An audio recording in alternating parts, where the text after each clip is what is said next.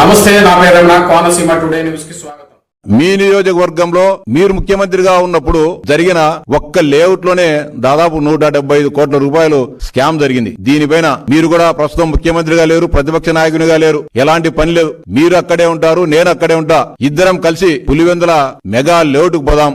ఎంత అన్యాయాలు, ఎంత అరాచకాలు జరిగాయో అక్కడే ఇద్దరం తేల్చుకుందాం. లేకపోతే మీరు ఎక్కడ మీరిచ్చిన లబ్ధిదారుల లిస్టును తీసుకొని వస్తా, మీరు మంజూరు చేసిన లిస్టును తీసుకొని వస్తా. ప్రభుత్వం ఇప్పుడు తమ విచారణలో జరిగిన లోపాలు ఇవన్నీ కూడా తీసుకొని వద్దాం. మీరు బహిరంగ చర్చకు సిద్ధపడిన జగన్మోహన్ రెడ్డి గారు అని డిమాండ్ చేస్తా ఉన్నా. అంతేకాకుండా పులివెందుల పాడా ముసుగులో జరిగిన 100 కోట్ల రూపాయల స్కామ్ పైన కూడా మీరు విచారణకు సిద్ధమా జగన్మోహన్ రెడ్డి అని అడుగుతా ఉన్నా. అంతేకాకుండా పులివెందుల మున్సిపాలిటీ సుందరీకరణ అని చెప్పి 650 కోట్ల రూపాయలు మంజూరు చేసి ఇష్టానుసారంగా దాంట్లో అవినీతి జరిగిన మాట వాస్తవమా కాదా జగన్మోహన్ రెడ్డిని అడుగుతా ఉన్నా. ఇక ఇరిగేషన్ లో కూడా ఎత్తిపోతల పథకాలని చెప్పి రకరకాల పేర్లతో ఇరిగేషన్ లో కూడా 100 కోట్ల రూపాయల స్కామ్ జరిగిన మాట వాస్తవమా కాదా జగన్మోహన్ రెడ్డి అని ప్రశ్నిస్తున్నా. ఇంకా దారుణమైన విషయం, పులివెందుల మున్సిపాలిటీలో దాదాపు కోట్లాది రూపాయలు ఖర్చు పెట్టి సుందరీకరణ పేరుతో మీరు రింగ్ రోడ్డు చుట్టూ ఊర్లో బ్రహ్మాండంగా పాత కరెంటు పోల్ల స్థానంలో కొత్త ఇన్ని కూడా పెట్టడం జరిగింది మున్సిపాలిటీ పరిధిలో.